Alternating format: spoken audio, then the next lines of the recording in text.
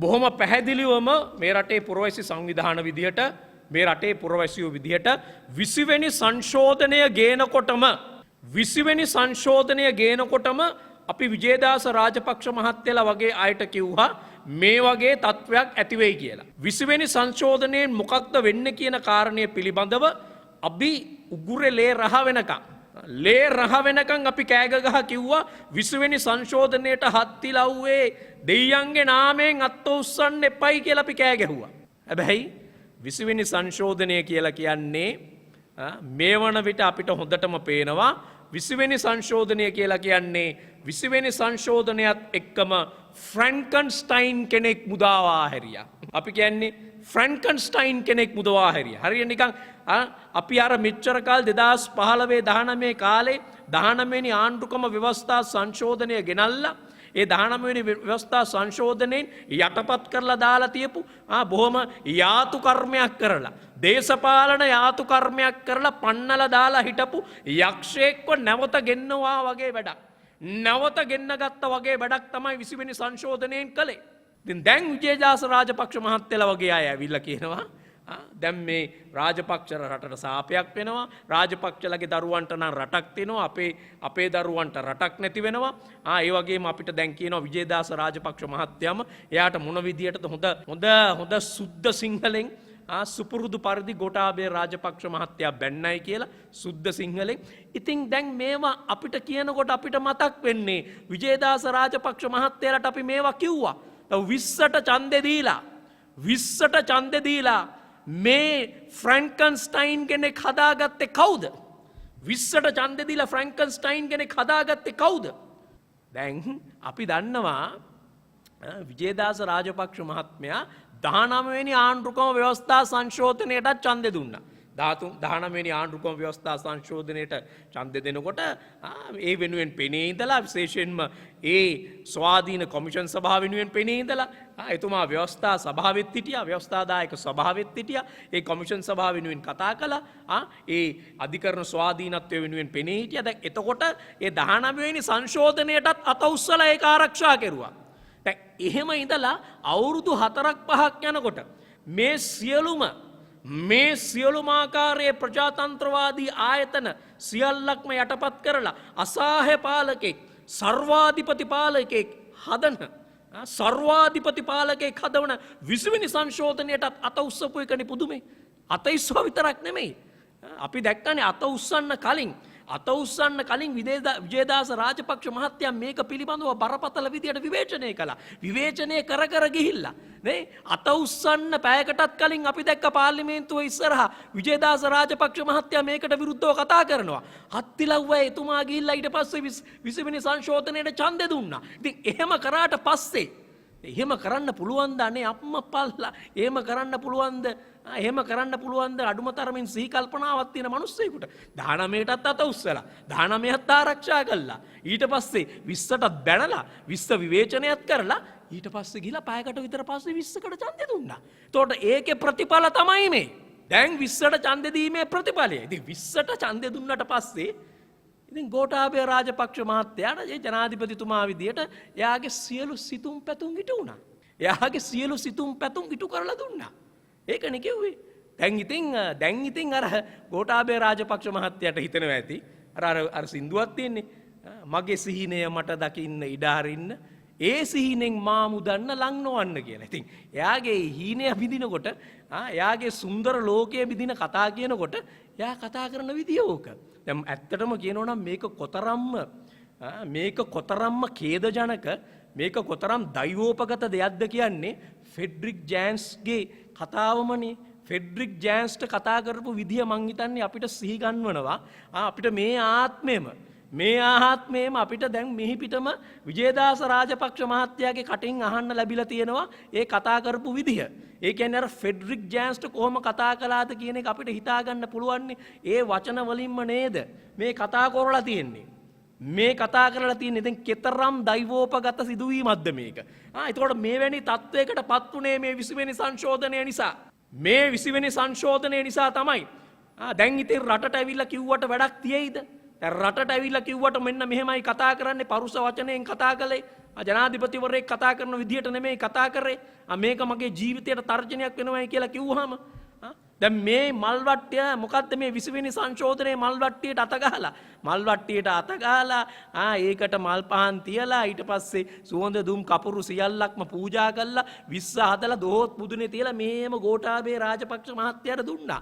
ඉතින් දුන්නට පස්සේ ඉතින් එයාගේ සියලු දේවල් ඉටු වුණාට පස්සේ සෞභාග්‍ය උදාන වුණාට පස්සේ ගෝඨාභය රාජපක්ෂ මහත්තයා දන්න වැඩ ටික තමයි මේ කරන්නේ. මේ ගෝඨාභය රාජපක්ෂ මහත්තයා වැඩ ටික කරගෙන යනවා. ඉතින් දැන් මේක තමයි අපි කිව්වේ. මේක තමයි අපි එදා මේ ගිරිය පුප්පගෙන කෑගකා මාධ්‍ය සාකච්ඡා තියලා රැස්වීම් තියලා කිව්වේ ඉඩ දෙන්න එපා මේකට. මේ 20 වෙනි සංශෝධනයට ඉඩ දෙන්න එපායි කියලා අපි කිව්වේ ඒකයි. මේසා විශාල බලයක්. මේසා විශාල අත්නෝමතික බලයක්. මේ බලය ගෝඨාභය රාජපක්ෂ මහත්තයාට නෙමෙයි. මේ බලය හුස්ම ගන්නේ නැති මලමිනියකට වුණත් හුස්ම ගන්න නැති මලමිනියකට වුණත් දෙන්න ඕන නැති බලයක්. හුස්ම ගන්න නැති මලමිනියකටවත් දෙන්න ඕන නැති බලයක්. මේ හුස්ම ගන්න නැති මලමිනියකට වුණත් මේ බලය දැක්කාම පණ එනවා. ඕනෑම වැටිලා ඉන්න එකෙකුට පණ එනවා මේ තරම් බලයක් ලබා දුන්නොත් එහෙම. ඒ නිසානේ ජේ.ආර්. ජයවර්ධන උන්නෑ කිව්වේ විධායක ජනාධිපතිවරයෙක් තරම මට කරන්න බැරි ගෑණියෙක් පිරිමියෙක් ගෑණියෙක් කරන එක විතරයි කියලා. ජේ.ආර්. ජයවර්ධන මහත්තයා 1977 ජේ.ආර්. ජයවර්ධන මහත්තයා 1977 මේ විධායක ජනාධිපති ධූරය හදනකොට ඔහු අවුරුදු 40ක දේශපාලනයක් කළා හිටියේ. 1940 ඉඳලා වගේ තමයි ජේ.ආර්. ජයවර්ධන මහත්තයා ක්‍රියාකාරී දේශපාලනේ ඉන්නේ. එතකොට අවුරුදු 40ක් විතර දේශපාලනය කරපු පරිණත මිනිස්සෙක්. හැබැයි එයාටත් ඒ අවුරුදු 10 මේක ඉවසා ගන්න පුළුවන් වුණේ නැහැ. ඒ අවුරුදු 10 එයාට මේක ගෙනියන්න හම්බුනේ නැහැ. අපි දැක්කනේ එයාට එල්ල වුණු බලපෑම් කැරලි දෙකකට මුහුණ දෙන්න වුණා මේ විධායක ජනාධිපති ධූරය නිසා. මේ විධායක ජනාධිපති ධූරය ක්‍රියාත්මක කරලා කරපු නස්පැත්ති අපි ඔක්කොම දන්නවා. එතකොට ඒ පරිණත දේශපාලනය කරපු මිනිහෙකුටත් මේක දරා ගන්න බෑ.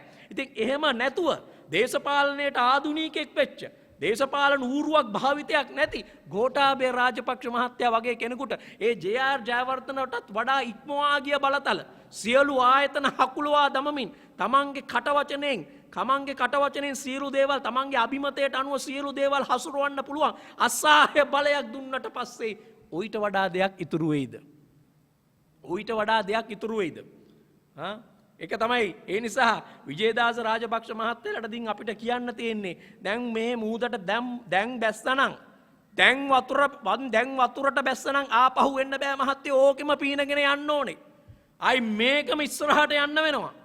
අයි ආපස්සට හැරිල්ලක් නෑ මේකේ. දැන් මේකට දේශපාලනයෙන්ම මුහුණ දෙන්න වෙනවා.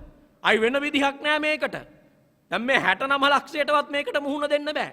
69 ලක්ෂයක් මුහුණ දෙන්නේ කොහොමද? මේ Tamanට මෙච්චර බලයක් දීලා. විජේදාස රාජපක්ෂ මහත්තයා පහුගිය කාලවල කිව්වනේ මම තමයි මේ නඩු වලින් බේරගත්තේ. මම මේ නඩු වලින් බේරගත්ත කෙනා. අපි දන්නේ නැහැ ඉතින් ඒ නඩු වලින් බේරගත්ත බවක් ගෝඨාභය රාජපක්ෂ මහත්තයාට දැනিলা තියෙනවද කියලා. එහෙම එකක් පේන්නේ නැහැ නේ දැන් මේ කතා කරලා තියෙන විදිහින්. නඩු වලින් බේරගත්තා නම් එයාට ඒක දැනিলা තියෙන්නේ මේ මාව බේරගත්ත මිනිහෙක් කියලා. එහෙම එකක් දැනিলা තියෙනවද කියලා අපිට නම් දැනෙන්නේ නැහැ. කොහොම වුණත් දැන් මෙහෙමනම් මේ තමන්ව මෙතනට ගෙනල්ලා තමන්ට 3-2 හදලා දෙන්න ජනාධිපති ධූරය අරන් දෙන්න 3-2 හදලා දෙන්න 20 වෙනි සංශෝධනය ගේන්න මේවට අත උස්සලා මේ ඔක්කොම හදලා දීපු අයටත් මෙහෙමනම් සලකන්නේ 69 ලක්ෂයට සලකන විදිහ අමුතුවෙන් කියන්න ඕනේ නෑනේ 69 ලක්ෂයට සලකන විදිහ අමුතුවෙන් කියන්න ඕනේ නෑ. ඉතින් මේක තමයි බලාපොරොත්තු වෙච්ච වැඩපිළිවෙල. 20 වෙනි සංශෝධනය කියන්නේ මේ අවශ්‍ය කරන දැන් මේ ආරම්භ කරලා තියෙන දේශපාලන ආර්ථික වැඩපිළිවෙලට අවශ්‍ය කරන දේශපාලන හයිය. ඒකට අවශ්‍ය කරන්නේ අපි දිගින් දිගටම කිව්වා මේ පටන් අරගත්තේ 2015ට කලින් ඒ අරගත්ත නව ලිබරල් වැඩපිළිවෙල ඉස්සරහට ගෙනියන්න මේ අසහාය බලයක් වමනා කරනවා. මේ සියලු බලයක් එකතු කරගත්ත සර්වාධිපති ස්වරූපයේ බලයක් වමනා කරනවා. ඒ නිසා තමයි විශ්වට ඡන්දෙ දෙන්න එපා. මේකෙන් මේ රට විනාශයි. මේක යන්නේ මේ රටේ තියෙන පරමාධිපත්‍ය මේ රටේ තියෙන ස්වාධිපත්‍ය ජනතාවගේ පරමාධිපත්‍ය මේ සියල්ලක්ම අකාමකා දාලා මේක සමතලා වෙනවා කියලා අපි දිගින් දිගටම කිව්වා. ඒ නිසා තමයි. ඒ නිසා දැන් මේකෙන් ගොඩ එන්න තියෙන දේශපාලනිකවම තමයි. ඒ නිසා මේකෙන් ආපසු හැරිල්ලක් නැහැ කාටවත්. මේකෙන් ආපසු හැරෙන්න බෑ. නිසා මේකට මුහුණ දෙන්න වෙනවා. මේකට මුහුණ දෙන්න වෙලා තියෙනවා. ඉතින්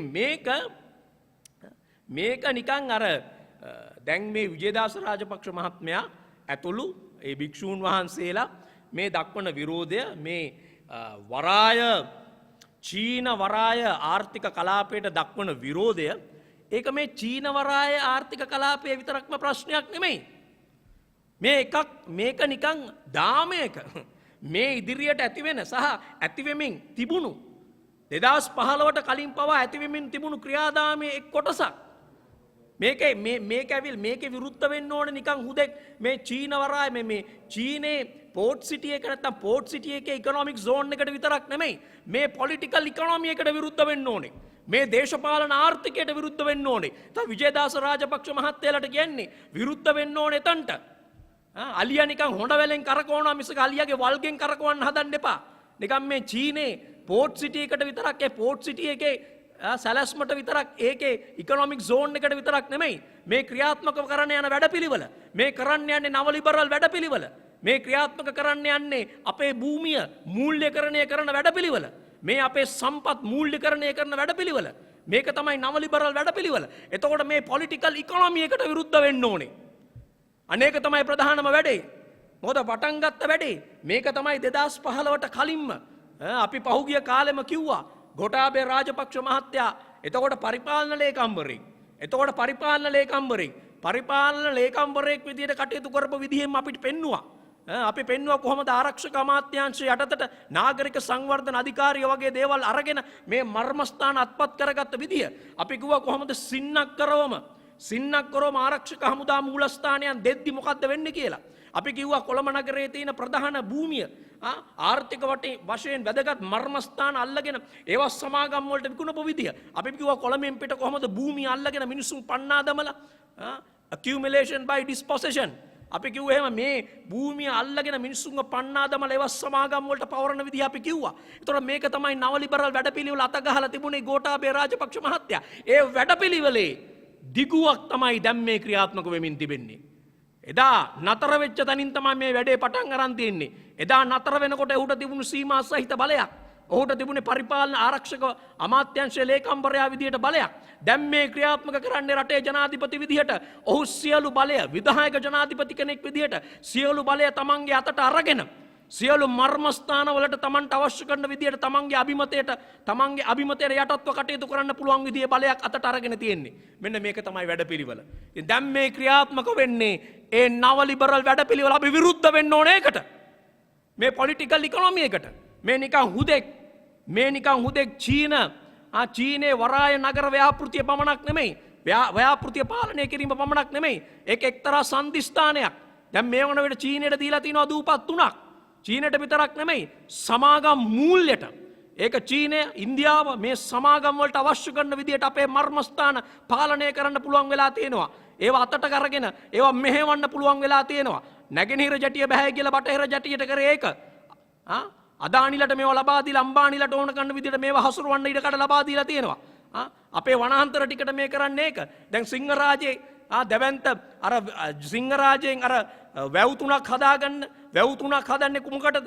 කාගේ උමනාවට කාගේ ව්‍යාපෘති වලට වතුර ගෙනියන්නද? මේක තමයි වැඩපිළිවෙල. ඒ නිසා මේ වැඩපිළිවෙලට අපි විරුද්ධ වෙන්න ඕනේ. මේ පොලිටිකල් ඉකොනොමි එකට තමයි අපි විරුද්ධ වෙන්න ඕනේ. ඒක තමයි ඇති වෙලා තිබෙන තත්ත්වය.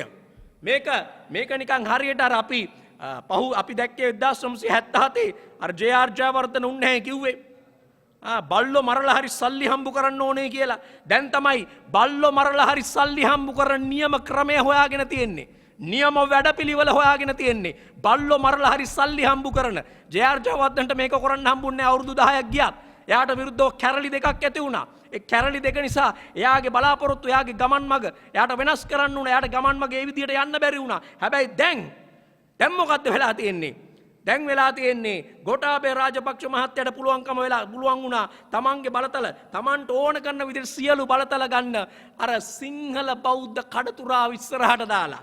මේකයි උනේ. හාමුදුරුවෝ ටික ඉස්සරහට දාලා බෞද්ධ කොඩිය ඉස්සරහට දාලා පන්සල් ටික ඉස්සරහට දාලා බුද්ධ චීවරය ඉස්සරහට දාලා මේ ජාතිකත්වය ඉස්සරහට දාලා සිංහල බෞද්ධකම ඉස්සරහට දාලා මේ සියලු දේවල් ඉස්සරහට දාලා තමන්ට උවමනා කරන විදිහට බලය අතට ගත්තා. ඉතින් දැන් මේක බලය අතට ගත්තට පස්සේ තවදුරටත් ඔය කඩතුරාව අවශ්‍ය නැහැ. දැන් සිංහල බෞද්ධකම කියලා කියන්නේ ඇත්තටම රාජ්‍ය නායකයාට ඕනමන්ට් එකක් විතරයි. දැන් මේ සිංහල බෞද්ධකම කියලා කියන්නේ කඩුක්කමක් වගේ විසිතුරු භාණ්ඩයක් විතරයි. පෙන්වන්න තියෙන විසිතුරු භාණ්ඩයක් විතරයි. තවදුරටත් ඒකෙන් ඇති වැඩක් නැහැ. කරගන්න පුළුවන් වැඩ ටික කරලා තියෙන්නේ. ලක්ෂ 69ක ඡන්ද අරගෙන තියෙන්නේ. 3-2 අරගෙන තියෙන්නේ 20 සංශෝධනය කරලා තියෙන්නේ. Tamanට ඕන කරන විදිහට Tamanගේ අභිමතයට අනුව ගැසට් ගහන්න පුළුවන්. Tamanට ඕන කරන විදිහට නීති පනවන්න පුළුවන්. Tamanට ඕන කරන විදිහට පාර්ලිමේන්තුවේ බහුතරය හසුරවන්න පුළුවන්. ඒ සියලු දේවල් ගත්තට පස්සේ තවත් නිකන් මේ කඩතුරාවල් කඩමාළු වැඩක් නැහැ. ඒක ඔක්කොම උනාදමල ගලවා දමන්න පුළුවන්. මොකද ඒක තමයි ඔහුට පැවරුණු වැඩපිළිවෙල. ගෝඨාභය රාජපක්ෂ මහත්තයව තෝරාගෙන තියෙන්නේ සිංහල බෞද්ධකම ආරක්ෂා කරන්නවත් සිංහල බෞද්ධ රාජ්‍යයක් හදන්නවත් නෙමෙයි. අපි දිගන් දිගටම කිව්වා ඒ අවශ්‍ය කරන්නේ අධිකාරීවාදී පාලනයක් ඔස්සේ සමාගම් මූල්‍යයට අවශ්‍ය කරන වැඩපිළිවෙලක්. සමාගම් මූල්‍ය සහ අධිකාරීවාදී ආණ්ඩුවක් විදියට පවත්වගෙන යන්නයි අවශ්‍ය කරන්නේ. ඒක තමයි මේ සිදුවෙමින් තිබෙන්නේ. ඒ නිසා විරුද්ධ වෙන්න ඕනේ එතනට.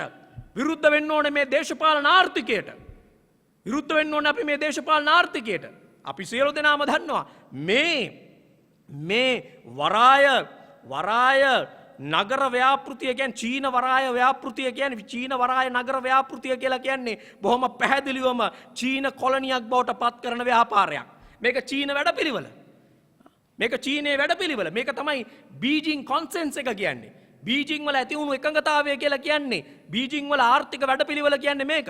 Taman තෝරාගත්ත මර්මස්ථාන Tamanගේ අතටපත් කරගන්නවා.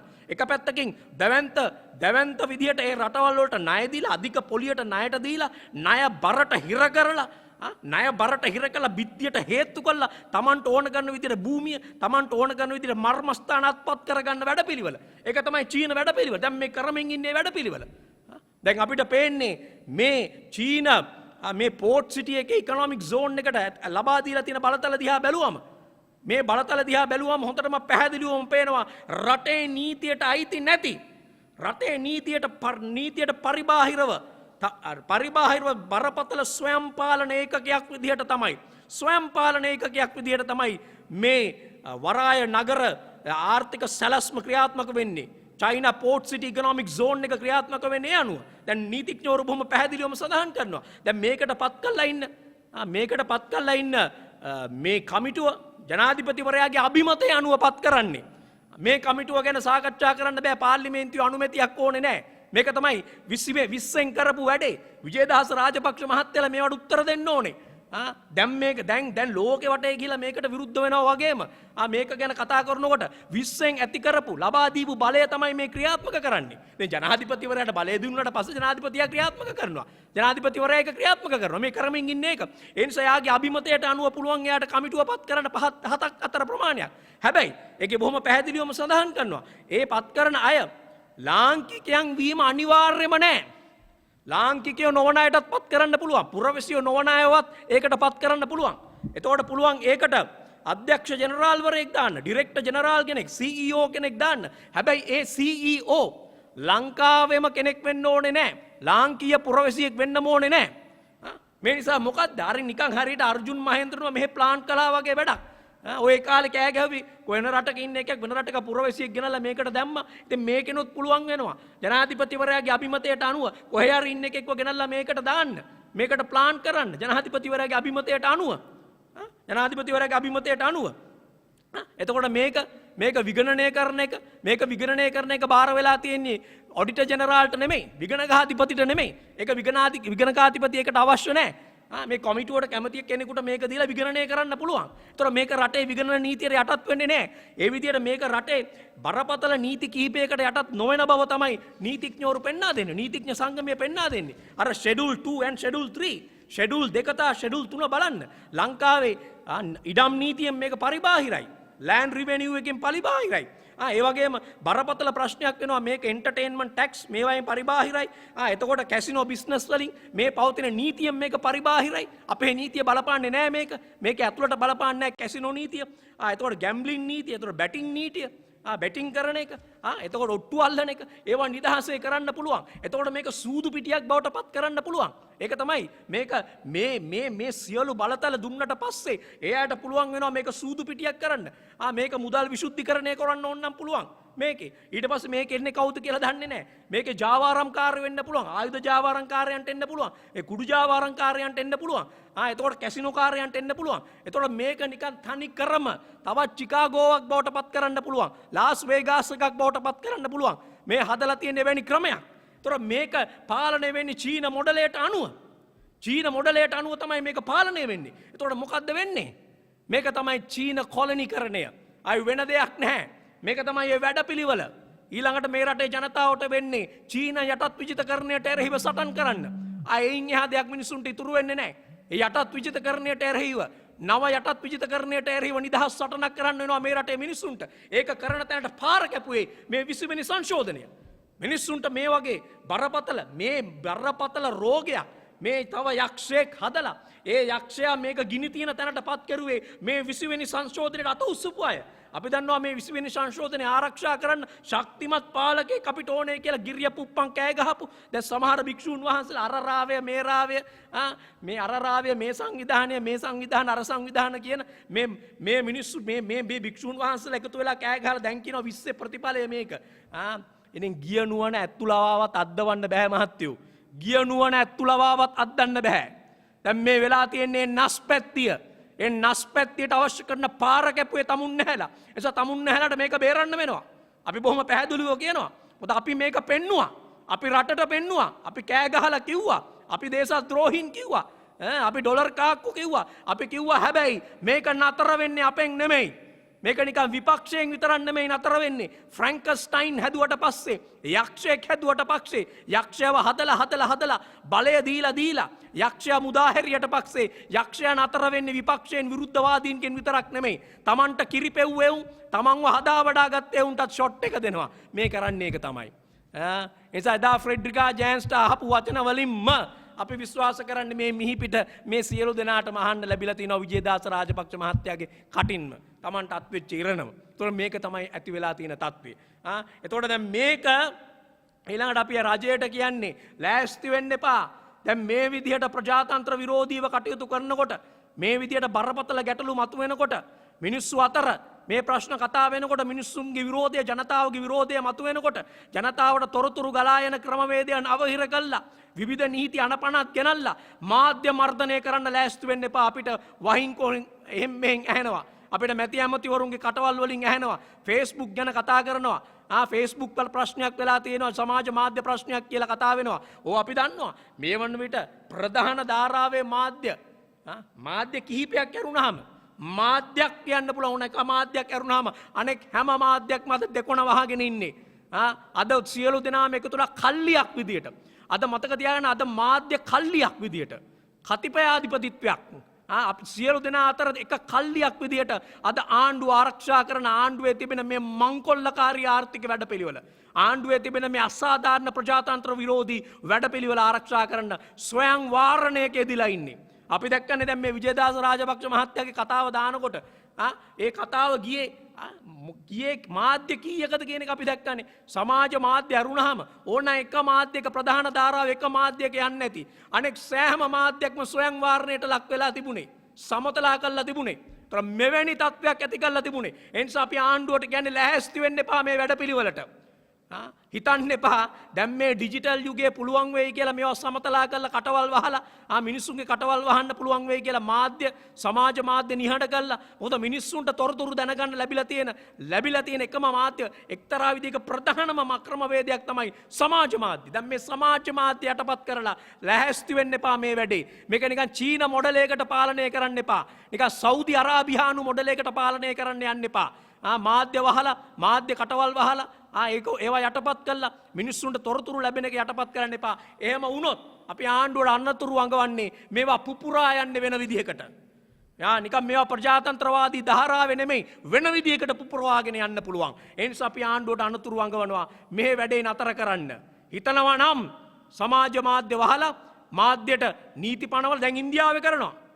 දැන් අර ඉන්දියාවේ ගොවීන්ගේ සටන අඩපණ කරන්න ගොවීන්ගේ අරගලේ අඩපණ කරන්න අර තරුණියන් අත්අඩංගුවට ගනිමින් ඉන්නවා. අර පරිසර වේදිනියන් අත්අඩංගුවට ගනිමින් ඉන්නවා. අර දීෂා රවි වැනි තරුණ පරිසර වේදිනියන් අත්අඩංගුවට අරගෙන තියෙන බොරු නඩු දාලා බොරු පණත් ගෙනල්ලා ඩිජිටල් පණත් ගෙනල්ලා මේ රටට විරුද්ධව කුමන්ත්‍රණය කරනවා කියලා පනත් ගෙනල්ලා ඔවුන් හිරගත කරලා තියෙනවා. ඒ නිසා මේ එක වල්ලේ පොල් අපිට කියන්න තියෙන්නේ අර මෝඩි මොඩල් එක මේ එක වල්ලේ පොල් හින්දු ජාතිකවාදය ගෙනල්ලා ඒ මර්ධනීය නීති කියනවා. මෙහෙන් සිවුරටයි මෙහෙන් බුදුදහමටයි සිවුරටයි දේශප්‍රේමයටයි මුවා වෙලා මේ මර්ධනීය නීති ගෙනල්ලා මේ මංකොල්ලකාරී වැඩපිළිවෙල ගෙනියන්න ලෑස්ති වෙන්න එපා. ඒක නතර කරන්න. ප්‍රජාතන්ත්‍රවාදය අහුරන්න එපා. මාධ්‍ය අහුරන්න ලෑස්ති වෙන්න එපා. යටපත් කරන්න ලෑස්ති වෙන්න එපා. ඒ නිසා ජනතාව වහ මේකට එරෙහිව පෙළ ගැහෙන්න ඕනේ. මේක ජනතා සටනක්. මේක ජනතාව මේ තමන්ගේ අනාගතය පිළිබඳ ප්‍රශ්නයක්. අපි දැක්ක අජිත් නිවාඩ් කබ්‍රාල් මහත්තයා කියනවා ඒ මහත්තයාගේ පුතා හොඳට ඉගෙනගෙන තියෙන්නේ. මගේ පුතා හොඳ අධ්‍යාපනයක් ලැබලා තියෙන්නේ. ඉතින් මගේ පුතා රස්සාවක් කරන්නේ. ඉතින් තාත්තෙක් පුතෙක් වෙනුවෙන් පෙනී ඉන්න ඕනේ. ඒකේ කිසිම ගැටලුවක් නැහැ. ඉතින් පුතාගේ රස්සාව තාත්තා ආරක්ෂා කරන්නේ නැත්නම් අල්ලපු ගෙදරක ආරක්ෂා කරන්නේ නැහැ. ඒ නිසා පුතා වෙනුවෙන් තාත්තා පෙනී ඉන්න ඕනේ. හැබැයි පුතාගේ ආරක්ෂාව වෙනුවෙන් පුතාගේ සුරක්ෂිතභාවය වෙනුවෙන් මේ රටේ අනාගතය නැති කරන්න බෑ. රටේ දරුවන්ගේ අනාගතය නැති කරන්න බෑ. තමුන් නැහැලා කියනවා ඉඳගෙන මේකෙන් රට දියුණු වෙනවා සිංගප්පූරුවක් වෙනවා. අතට මුදල් එනවා. කාගේ අතටද මුදල් එන්නේ? කාටද මුදල් ගලාගෙන එන්නේ? දැන් මේ හදපු සංවර්ධන සැලැස්මවල් වලින් මේ නව ලිබරල් සංවර්ධන වැඩපිළිවෙළවල් වලින් කාගේ අතටද මුදල් ගියේ? තම තමන්ගේ පවුල්වල එවුන් තමන්ගේ මේ මංකොල්ලකාරී ආර්ථිකයක් ක්‍රියාත්මක කළා මේ ලුම්පන් වෙළඳ පෝසත් උනේ. ලුම්පන් වෙළඳ පෝසත් උනේ. ඒ නිසා නිවාඩ් කබ්‍රාල් මහත්තයාට කියන්න තියෙන්නේ ඔව් අතකට පිරෙයි. පාලක ප්‍රභූන්ගේ සහ ඒ අවට ඉන්න හෙන්චයියන්ගේ අතකට පිරෙයි. අනිත් පැත්තෙන් චීනය මේක පොදි බැඳගෙන යයි. චීනය මේකෙන් ප්‍රාග්ධනය පොදි බැඳගෙන යයි. මේකෙන් මුදල් එකතු කරගෙන යයි. හැබැයි මේ රටේ අනාගතයට මේ රටේ අනාගතේ නූපන් දරුවන්ටත් ඒ දරුවන්ට මහ පොළොව අහිමි වෙනවා. මේ එවැනි වැඩපිළිවෙල තමන්ගේ දරුවන්ගේ සැප සම්පත් සුඛ විහරණය වෙනුවෙන් මේ රටේ දරුවන්ගේ ජීවිත විනාශ කරන්න බෑ. ඒ නිසා තමයි අපි කියන්නේ මේකට එරෙහිව මේ රටේ ජනතාව වහාම ක්‍රියාත්මක විය යුතුයි. ජනතාව දේශපාලනයට පැමිණිය යුතුයි. ක්‍රියාකාරීත්වයට පැමිණිය යුතුයි. ස්තුතියි. The News Reporter වාරණයෙන් තොර අපක්ෂපාතී වාර්තාකරණය